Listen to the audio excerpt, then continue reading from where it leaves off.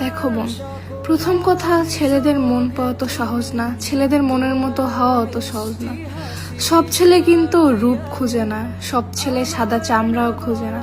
কিছু কিছু ছেলে আছে যারা প্রিয় মানুষের চোখের কোণে কালো কাজল এবং কপালে একটি কালো টিপ অথবা ঘন কালো চুল দেখে পাগল হয়। এরা তাদের প্রিয় মানুষকে তাদের সবটুকু দিয়ে ভালোবাসে, সবটুকু দিয়ে যায়। আর একটা ছেলে যদি তোমাকে সত্যিকার অর্থে ভালোবেসে থাকে, তাহলে সে তোমার সাথে কথা না বলে থাকতে পারবে না।